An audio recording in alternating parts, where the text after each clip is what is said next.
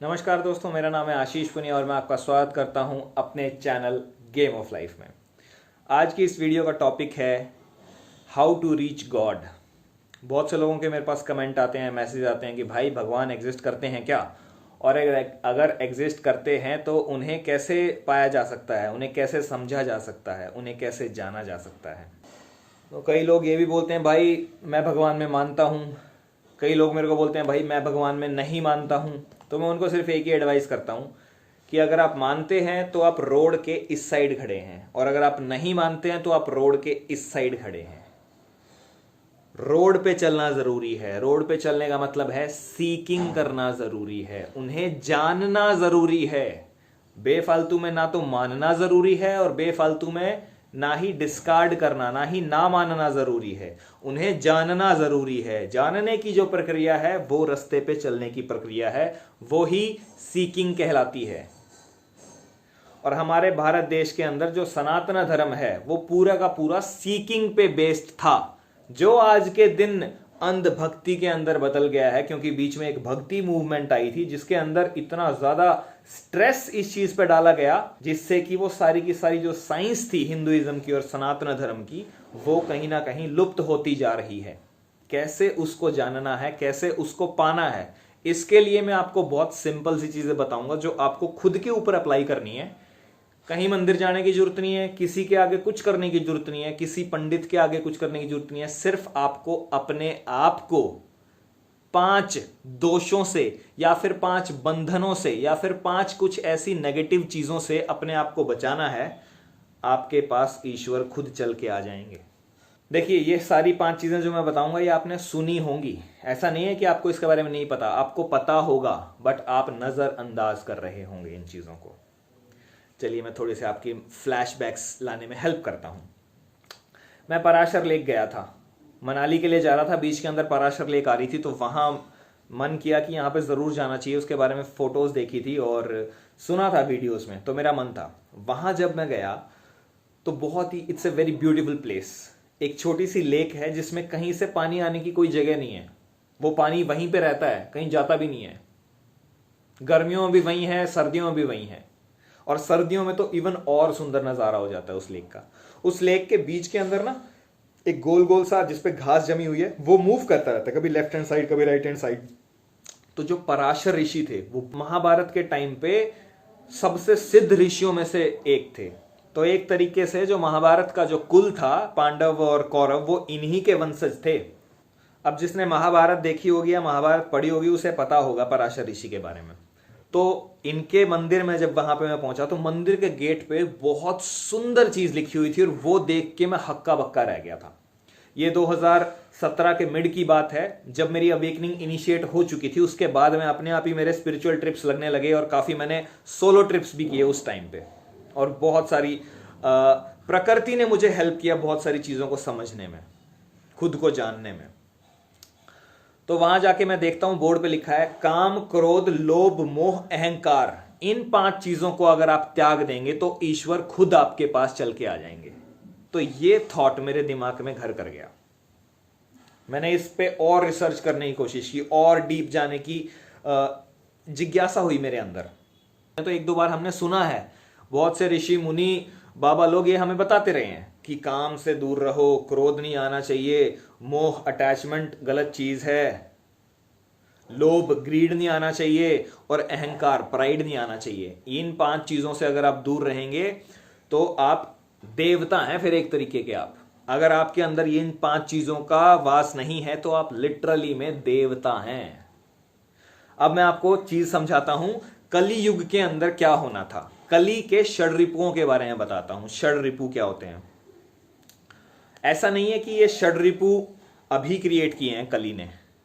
कली जिसका युग है या था बोल सकते हैं आप, क्योंकि ये युग परिवर्तन का टाइम है अभी हाल फिलहाल।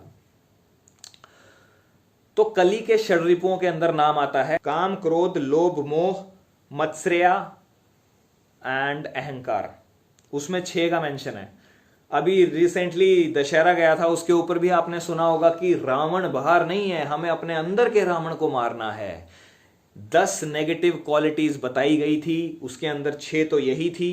उसके अंदर एक दो और ईर्ष्या ऐड हो गया, द्वेष, आलस्य, छल, हठ, ये नेगेटिव चीजें हैं एक इंसान के अंदर, जिनसे अगर इंसान अपने आप को मुक्त नहीं कराता है तो भगवान से उसका कोई वास्ता नहीं जुड़ सकता। और कली युग के अंदर कली ने इन चीजों को मल्टीप्लाई कर दिया है।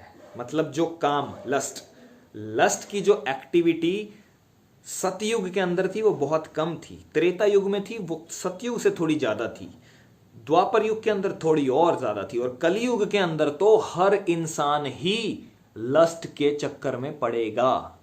काम ने उसके गले में फंदा बांध रखा होगा। वैसे तो काम का मतलब यहां पे कामना से होता है, कामना मतलब डिजायर। तभी सनातन धर्म में बोला जाता है कि अपनी डिजायर्स पे हमारा कंट्रोल होना चाहिए, बट मेजरली इसको लस्ट के पर्सपेक्टिव में देखा जाता है, and lust is a very negative thing. हर इंसान चाहे मेल हो चाहे फीमेल हो इस युग में ठरकी होगा, काम ने बांध रखा होगा। मैं भी बहुत बड़ा ठरकी था भाई, ठीक है। और लिटरली ये मेरे को अपने अंदर इंप्योरिटी दिखाई देती थी कि यार तू किस टाइप का इंसान है यार। हर लड़कियों की सिखाया ऐसे गया, अब यार दोस्त सारे ऐसे थे, ओ भाई टोटा, ओ भाई माल, ओ भाई ये कितनी सही लड़की है, ये पट जाए तो ये वो। अब इस टाइप की बातें अगर होंगी, हर किसी के ग्रुप में यही बातें होती हैं भाई, कोई डिफरेंट बातें नहीं करते। लौंडे लपाड़े जब मिलते हैं ना आपस में, लड़कियों की बात करते हैं, और लड़कियां जब मिलती हैं वो लड़कों की बात करती हैं। बहुत नेचुरल चीज है ये। लेकिन एट द सेम टाइम आप अगर उस टाइम पे अपने आप को एनालाइज कर रहे हैं कि भाई तेरा थॉट प्रोसेस देख कैसा है, भाई तू किस तरीके की विचारधारा के साथ इस दुनिया में जी रहा है, लड़कियों को किस तरीके से देख रहा है, कैसा समझ रहा है, तो आपको समझ में आएगा कि आपके अंदर बहुत सारी इंप्योरिटीज हैं। जो कि मुझे रियलाइज हुई कि भाई तू तो बहुत ही घटिया इंसान है यार, तेरे को तो लड़कियों की रिस्पेक्ट करनी चाहिए। अगर तेरी बहन होती तू ऐसा बात करेगा उसके बारे में? ये खुद से सवाल किया तो हाँ नहीं करूंगा, ये दिमाग में आया। तो उसके बाद मैंने खुद को प्योरीफाई करना स्टार्ट किया कि नहीं भाई, मैं लस्ट से बंध रहा हूं, मुझे लस्ट से नहीं बंधना।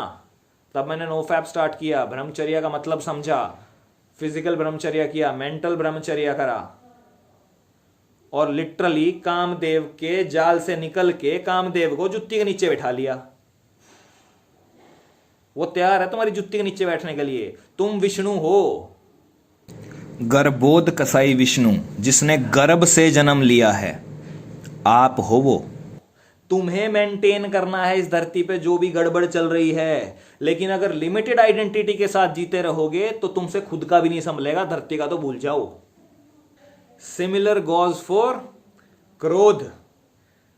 इंसान को बहुत ज्यादा क्रोध आएगा इस टाइम पे, कलयुग के टाइम पे।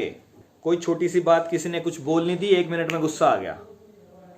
गुस्से की ट्रेनिंग कहां होगी मैं बताता हूं। गुस्से की ट्रेनिंग होगी आपके घर में, जहां पे 4 से 5 लोग आपके घर वाले रहते हैं आपस में। आपकी मम्मी आपको बार बार गुस्सा दिलाएगी। ये ट्रेनिंग है। इस धरती पे हम एक स्कूल की तरह, कॉलेज की तरह एडमिशन लेके आए हैं, ट्रेनिंग सीखने के लिए। आपकी मम्मी आपको गुस्सा दिलाएंगी, लेकिन गुस्से नहीं आना है, शांत रह के चीजों को कैसे डील कर सकते हैं। अगर आपने शांत रह के कर लिया मतलब आप सीख गए, या फिर आप फटे तो नेगेटिविटी बढ़ गई। बेसिकली आपने अपनी मां को दुख दे दिया, अब वो 3 दिन 4 दिन बात नहीं करेगी। समझिए, इस गेम के अंदर आपके जो क्लोज वंस हैं वो आपको इंप्रूव करने के लिए आपके साथ हैं, वो खुद को इंप्रूव करने के लिए आपके साथ हैं। बेसिकली इस रियलिटी में हर कोई एक दूसरे की रिफ्लेक्शन है। अब ये वीडियो मैं लोगों के लिए नहीं बना रहा हूं, ये वीडियो मैं अपनी सेल्फ के लिए बना रहा हूं, जो कुछ साल पहले मैं ऐसा था। आई सी माई सेल्फ इन यू। समझ रहे हैं? तो हर कोई यहां पे रिफ्लेक्शन है। आपकी मदर आपकी रिफ्लेक्शन है, आपके फादर आपकी रिफ्लेक्शन है, आपके भाई आपकी रिफ्लेक्शन है, आपकी बहन आपकी रिफ्लेक्शन है, आपकी लाइफ पार्टनर बीवी आपकी रिफ्लेक्शन है। हर कोई कुछ ना कुछ सिखाने के लिए यहां पे है। कुछ आप सिखाएंगे, कुछ आपसे वो सीखेंगे। एक्सचेंज है, एनर्जी एक्सचेंज है, ट्रांजैक्शन चल रहा है। यही कार्मिक डेट है, यही कर्म का बंधन है, जिसकी वजह से हमने मिलके एक परिवार के तौर पे इस धरती पे जन्म लिया। लोभ, ग्रीडीनेस इतनी बढ़ जाएगी इंसान के अंदर, इंसान सिर्फ अपना अपना सोचेगा, मेरा मेरा मेरा मेरा मेरा, और मेरे के अंदर वो जिस जिसको मेरा मानता है वो उसी के फायदे में सोचेगा। मैं, मेरे बच्चे, मेरे माता पिता, बस मैक्सिमम यहीं तक सिमट के रह जाएगा आपका मैं। और इस मैं को आप एक्सपैंड कर सकते हैं, जैसे मैंने एक्सपैंड किया। मेरा परिवार, मेरे रिलेटिव्स, मेरा शहर, मेरा देश, मेरी धरती।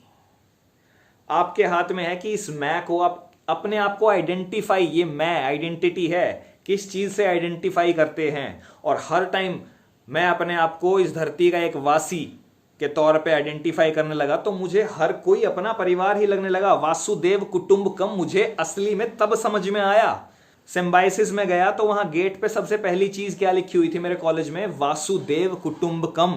तब मेरे को नहीं पता था इसका क्या मतलब है। उसका मतलब पता लगा कि we all are one great family, we all are one family. इस धरती पे जो कोई है वो एक परिवार है। लेकिन उस टाइम पे समझ में नहीं आई थी।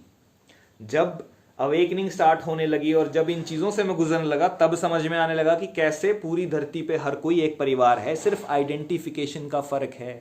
अपनी आइडेंटिटी को एक्सपैंड कर लोगे अगर, तो आपको इस चीज का रियलाइजेशन हो जाएगा। तो लोभ खत्म हो जाएगा, क्योंकि आप हर किसी को एक समान मानने लगे। जितना बांटोगे उतना डबल होके चीजें वापस आएंगी। ग्रीड के अंदर हमें यह लगता है कि नहीं नहीं नहीं, ये तो मेरा है, इसको मैं बचा के अपने रख लूं, किसी और को नहीं देना। ये नेगेटिव इमोशन है। जितना आप बांटोगे इस रियलिटी के अंदर, जितना ज्यादा बांट सकते हैं, उतना ही डबल, ट्रिपल, 4 टाइम्स, 5 टाइम्स होके आपके पास वापस आएगा। ये इस ब्रह्मांड का लॉ है, यूनिवर्सल लॉ है। मोह, अटैचमेंट। अब आपको अपने मां बाप से मोह है, मां बाप को आपसे मोह है। ठीक है, स्वाभाविक सी बात है, होता ही है, मेरे को भी था। बट वो जो इंसिडेंट हुआ मेरी लाइफ के अंदर, जो मैंने अपनी अवेकनिंग स्टोरी के अंदर बताया, उसके बाद कहीं ना कहीं मेरा मोह हर किसी से ही खत्म हो गया। अब मेरे घर वालों को लगा कि ये हमारे बच्चे के साथ क्या हो गया, इसको तो कोई अटैचमेंट ही नहीं रही हमसे, ये तो हमसे दूर हो गया है। बट मैं दूर किसी से भी नहीं हुआ। जब आप अटैच्ड हैं तब आप कनेक्टेड नहीं है। और जब आप मोह से बाहर निकल जाएंगे, अटैचमेंट से बाहर निकल जाएंगे, तभी आप हर चीज से कनेक्ट हो सकते हैं। तो लिटरली मैं उसके बाद हर चीज से कनेक्ट हो गया, सिर्फ अपने घर वालों से नहीं, हर किसी से कनेक्ट हो गया। अब काम हो गया, लस्ट समझ में आ गई कैसे आपको बांधती है, इससे दूर कैसे रहना है। क्रोध, यह भी एक अलंकार है एक तरीके से। क्रोध जब इंसान के सिर पे बैठता है, उसको कुछ नहीं दिखाई देता, ना कुछ समझ में आता, बस फटने के लिए। और मेरे को लिटरली, मैं मान सकता हूं कि मैं काम से बाहर निकल चुका हूं, लेकिन क्रोध आज के दिन भी मेरे को पकड़ता है, क्योंकि मेरे को इतना गुस्सा आता है, पूछो मत। बहुत सी ऐसी चीजों पे गुस्सा आता है, बहुत से लोगों पे गुस्सा आता है, बट अंदर से ही इसका निवारण करना पड़ेगा मेरे भाई। क्रोध के अंदर कभी भी आप कोई डिसीजन सही नहीं लेते हैं, तो उसको अपने सिर पे मत बैठने दें, इस चीज को याद रखना। काम हो गया, क्रोध हो गया, लोभ हो गया, मोह हो गया। ये सबसे डिफिकल्ट है, क्योंकि बचपन से ही हम इस चीज के साथ तो इतनी तगड़े तरीके से जकड़े होते हैं कि हम अटैचमेंट से कभी दूर नहीं हो पाते। पहले हमें पेरेंट्स की अटैचमेंट होती है, फिर हमारे बच्चे हो जाते हैं तो बच्चों से अटैच हो जाते हैं। श्री कृष्ण ने अपनी पूरी लाइफ के अंदर गृहस्थ में रहते हुए वैरागी होने की शिक्षा दी है कि वैराग्य अपना लो। वैरागी वो जो शिवजी थे, जिनको कोई मतलब नहीं दुनियादारी से, लेकिन कृष्ण वो जो दुनिया के अंदर रह के हर किसी को वैराग्य होने की शिक्षा दे रहे हैं कि गृहस्थ में रह के भी आप वैरागी बन सकते हैं, डिटैच हो सकते हैं हर चीज से। और जिस दिन डिटैच होंगे उसी दिन मोह से बाहर निकलेंगे। और जब डिटैच हो गए तो आप कनेक्ट हो गए हर किसी के साथ। जब तक अटैचमेंट है तब तक कनेक्शन नहीं हो सकता। अटैचमेंट आपका मैं की वजह से है, मेरा बेटा, उसमें आप बेटे की भलाई के लिए जो भी सोच रहे हैं वो उस पर आप थोपेंगे, उसका पर्सपेक्टिव नहीं समझेंगे, वो क्या करना चाहता है। मैं जो अपने बेटे के लिए चाहता हूं मैं वो करवाऊंगा, क्योंकि आप मोह में हैं, आप अटैचमेंट में हैं। जिस दिन ये मोह खत्म हो गया उस दिन आप बेटे को ये बोलोगे, बेटा तेरी लाइफ है, तेरे हाथ में है, तेरे को जो मन करे वो कर। गलत रास्ते पे जाएगा, सही पे लाने की कोशिश करूंगा, बट अगर नहीं सुनेगा मैं तेरे साथ जबरदस्ती नहीं करूंगा किसी भी चीज के लिए, क्योंकि तेरे अंदर खुद का एक जीव है, खुद का तेरे अंदर सब कुछ है। मैं गाइडेंस दूंगा, चलना बेटा तुझे ही पड़ेगा। डिटैचमेंट का सिंपल मतलब है नथिंग शुड ओन यू। कोई भी चीज आपको ओन ना करती हो तो आपको अटैचमेंट से बाहर निकलना है, ठीक है। उसके बाद आता है जी लास्ट में अहंकार। तो अहंकार जो चीज है, प्राइड, प्राइड इंसान के अंदर जब तक नहीं आती है जब तक इंसान कुछ उखाड़ ना ले। तो सबसे बड़ा स्ट्रगल तो लाइफ में तब तक यही रहता है कि उखाड़े क्या, हमने क्या उखाड़ा है। अब आपके माता पिता आपको हर टाइम बोलते होंगे साले 24 घंटे बैठ के पड़ा रहता है, खाता रहता है, कुछ कर लाइफ में। एट द सेम टाइम अगर आपने लाइफ में कुछ कर रखा होगा तो आप उल्टे जवाब दोगे, अरे यार पापा क्या बात कर रहे हो, मैंने ये कर दिया वो कर दिया। This is pride. तो इस चीज को समझना है आपको। अहंकार जो सबसे लास्ट चीज है, वहां तक पहले आप पहुंचने लायक बने, लाइफ में बड़े बड़े काम करें, बड़े बड़े सपने देखें, उन सपनों को पूरा करें। अगर आप इन नीचे की 4 चीजों में नहीं फंसे हैं तो जो भी सपना हो आपका, आप उसे पा लेंगे, आप उसे पूरा कर लेंगे। आपके अंदर इतनी शक्ति अंदर आ जाएगी वो काम करने की। But at the same time अहंकार भी आएगा। स्पिरिचुअलिटी के रास्ते के अंदर जब आप ध्यान करने लगते हैं, अपने आप को प्योरीफाई करने लगते हैं, तो आप दूसरों को थोड़ी सी नीचे की नजर से देखने लगते हैं कि ये साले तो फंसे हुए हैं चीजों में, इनके तो बंधन लगे हुए हैं, मेरे को देखो मैं मुक्त होता जा रहा हूं। That is pride, that is अहंकार। इस चीज से बचना है। यह विष्णु बनने का तरीका है, बहुत सिंपल सा। और विष्णु में कभी भी प्राइड नहीं होता है। वो खुश रह के शांति से बैठ के सारी की सारी चीजें करता है और उसके सामने चीजें अपने आप होने लगती हैं, क्योंकि ये प्रकृति जो है, महामाया जो है, वो उसको सर्व करती है। क्योंकि विष्णु किसी के पीछे नहीं भागता। Maya serves Vishnu because he does not chase her. समझ रहे हैं?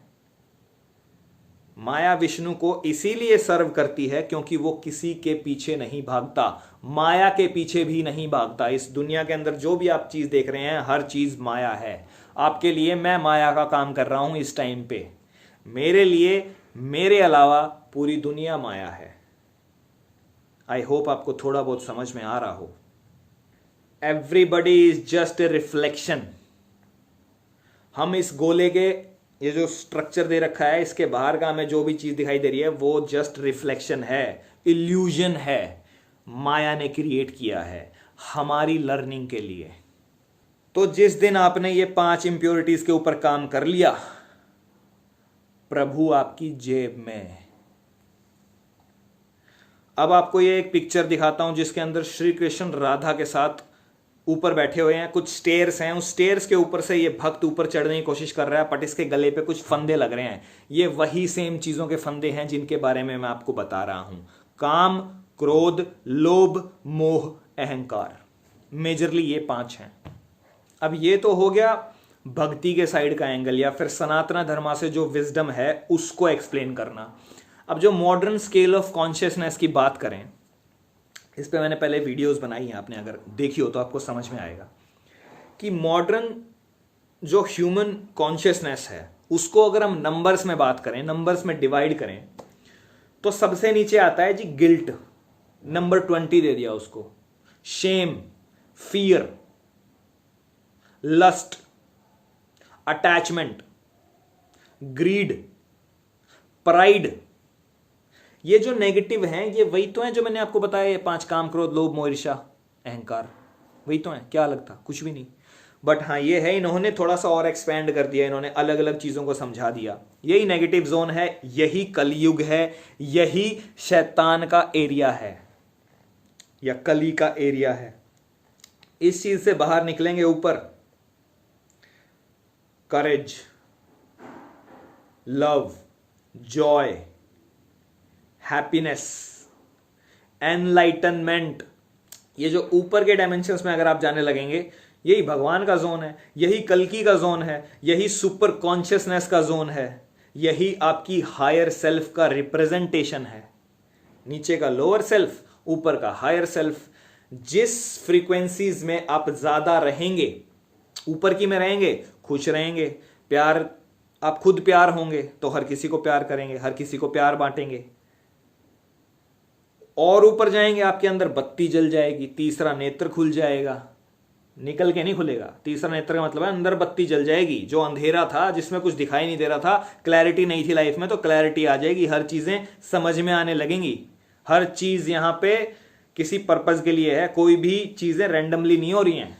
There are no coincidences, everything is connected. एक डिवाइन गेम चल रहा है, प्रभु की लीला चल रही है बेसिकली। और प्रभु, मैं ऐसे ऊपर हाथ करता हूं तो सिर्फ ऊपर नहीं है, कण कण में है, आपके अंदर भी है। सिर्फ आपके अंदर जगाने की देरी है। इन इम्प्योरिटीज को हटा दो, वो अपने आप जाग जाएगा। तो अब ध्यान अगर आपसे नहीं होता है तो आप अपने साथ बैठिए और अपने आप को इंट्रोस्पेक्ट करिए कि इन नेगेटिव फ्रीक्वेंसीज का आपके ऊपर कितना असर है।